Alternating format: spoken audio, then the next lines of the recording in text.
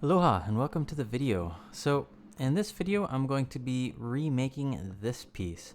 You'll notice it has a bunch of broken shark teeth all around the outside edges. If you've seen my previous videos you might recognize it from this one where I was doing some destructive testing to see what kind of damage the shark teeth can do, and they were actually pretty impressive. I've done a lot of testing like this in the past. It had been a while, so I thought I would do some more. The original piece was made for a client that didn't end up liking the result, and so we agreed that I would just hold on to the piece and they would not need to pay for anything. And sometimes that happens. Occasionally I'll make a custom piece and for one reason or another they don't like it, or I don't like it enough to send it to them, and I'll make them a different one. In this case, we just canceled the project entirely. There just wasn't enough time. And so I held on to the piece and I wasn't sure what I wanted to do with it other than do that destructive testing. And then I had an idea. I wanted to try to make a combination piece that used multiple pieces of coal wood. And so the original design was going to be simple. It was just going to be two very different pieces of coal. One of them a high curl, the other one more of a straight pattern. The curl is the wavy pattern that you get in the wood. Dense woods, hardwoods, oftentimes will have a curl depending on where in the tree the wood comes from. And there's lots of different types of curl, but for the most part, just a wavy, pretty pattern that's usually referred to as curl, and then the straight grain is obviously not. So my thought here is I was going to use I have this dye. It's a pigment, a powdered pigment. And I was going to use this with the epoxy glue up, and I thought what it would do is create a nice cool looking epoxy barrier between the two different sides, but I didn't use enough epoxy and I compressed the two sides together too much. The channel that I cut into there was just so that there would be more for the epoxy to latch onto, so it'd be a stronger hold between the two pieces of coal wood. But I was thinking that that separation there, that line, would be a lot more prevalent, and it definitely wasn't. It ended up, you barely could notice it. It ended up just looking like a bad glue job,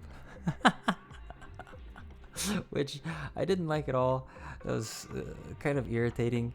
What I'm doing here is I'm just tracing the part that I cut off, and I'm doing this so that I can keep the dimensions from the left side to the right side relatively the same. I don't want it to be lopsided, and this just makes it a lot easier to keep those dimensions nice and even. And so I'm tracing this on, and then I'll cut that out on the bandsaw, and then I can shape down the piece of coil that I glued on. It's a lot thicker piece, and so I have quite a bit of material to remove. So I'm using my grinding disc here. It's I think I either have a 36 grit or 54. I can't remember what the grit is. I think this one might be the 36 grit. It's a pretty rough grit. Removes a lot of material very quickly, so you have to be a little bit careful. You can remove too much material, or it also puts in really deep cuts, so you can't bring it too close to finish, otherwise those cuts, those scratches will be too deep, and when you go to remove those scratches, the whole piece becomes way too thin. So you can see here how the connection between the two, you can't even notice the dye. It just looks like a bad glue up.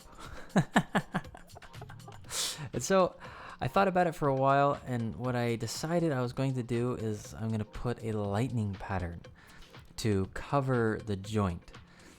Part of the reason is that I want it to cover the joint, and the other part is I thought that would be just kind of a cool natural connection.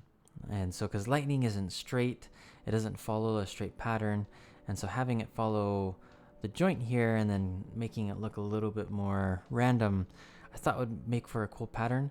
I've never done this before. In fact, I've never used this bit before on my drill. This is a router bit and a router tool. I've accidentally purchased, I think, like 3 of these in the past, just because they oftentimes come with other kits, but I never use them, and so they usually end up getting thrown away. I kept one of them just in case, and sure enough, I ended up using it. It worked perfect for getting a nice consistent depth all the way across the piece. And so I'm really happy I kept it. I haven't used it till now, and there's a good chance I probably won't use it again for who knows how long, but it worked perfect for this. I was really nervous how this was gonna look.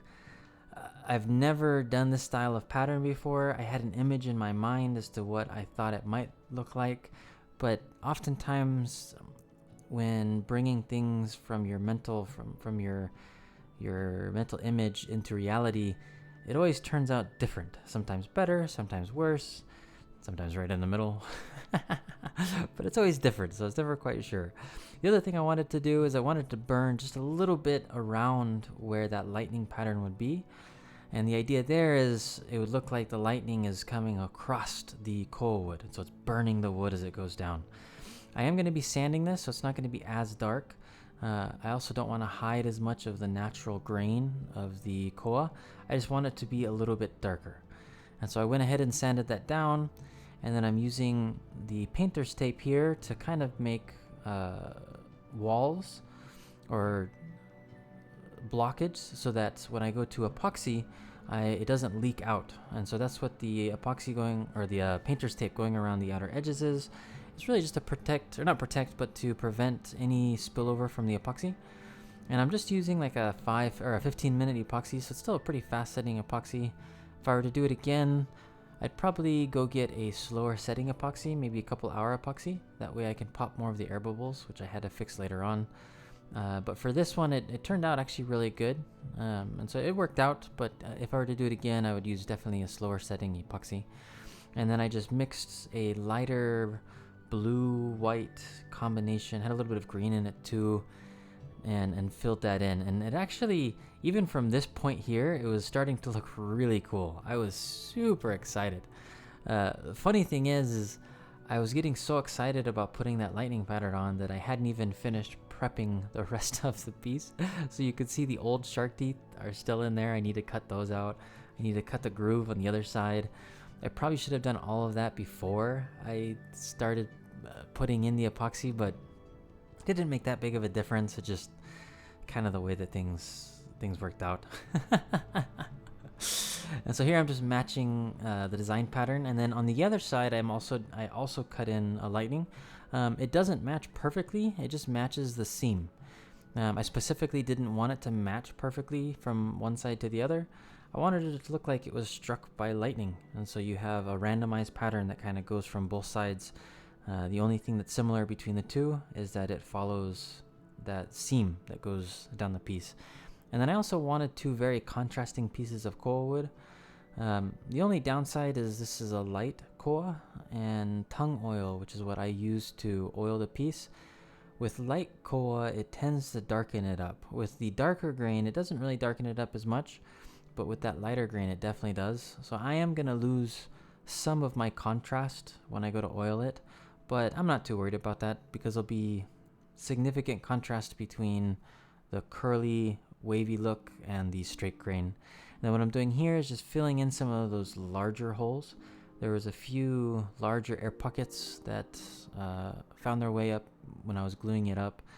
I kind of expected that to happen, so I wasn't too worried. I just mixed up some really thick CA glue, and then with the same color of dye, pigment, and use that to fill in the holes, and that worked out pretty well. It's a little bit brighter just because the epoxy had some additional color to it, but other than that, it looked mostly the same, which was great.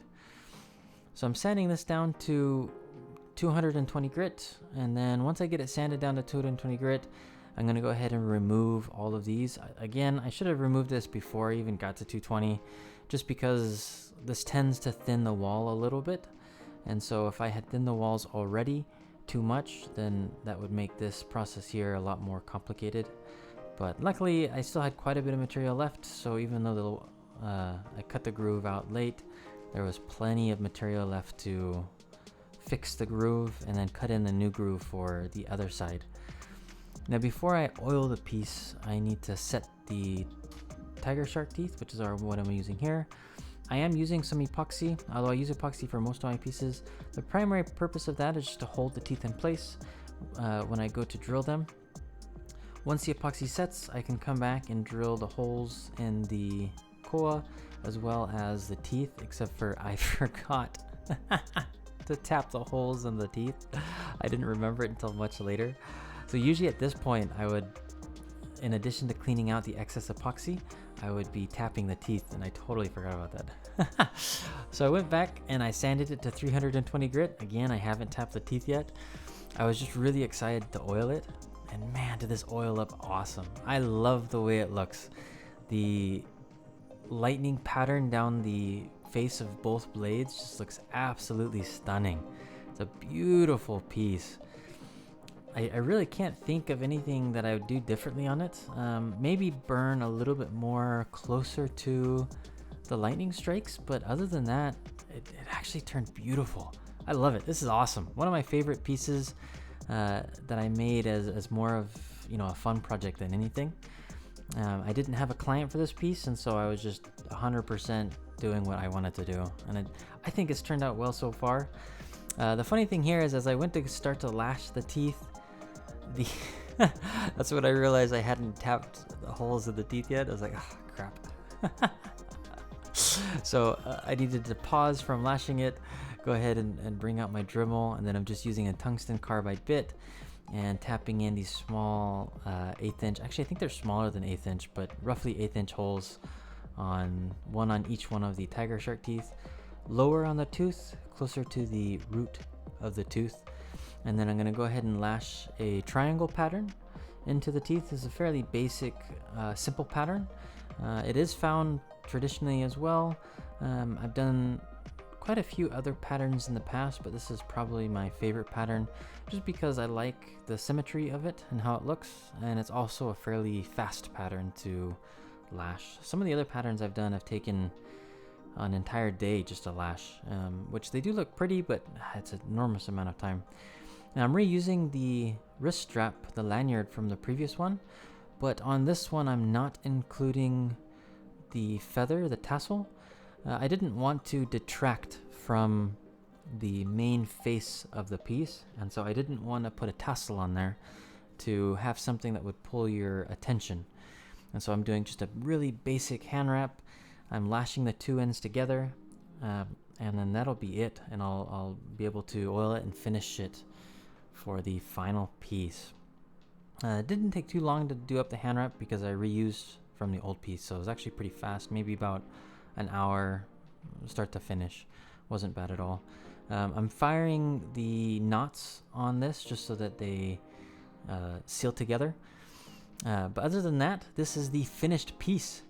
Man, does this look awesome. I love the way it turned out. Probably one of my favorite pieces. I know I say that all the time, but I love how unique this piece is. I haven't done something like this before, and so just a new challenge, a new style, and I think it looks pretty awesome. I love the contrast between the two different pieces of koa. I love the lightning, the strikes that goes down both sides. I think it turned out pretty awesome. Let me know in the comments below what you think. I won't be testing this piece. This is actually a gift for someone, and so I don't want to have to fix it. And so I'm not going to be testing it again. Plus, if you want to see me testing it, just watch that last video and you can see the test results. Mahalo Nui for everyone that watches my videos. I appreciate it greatly. Let me know what you think, and I'll see you next time. Aloha.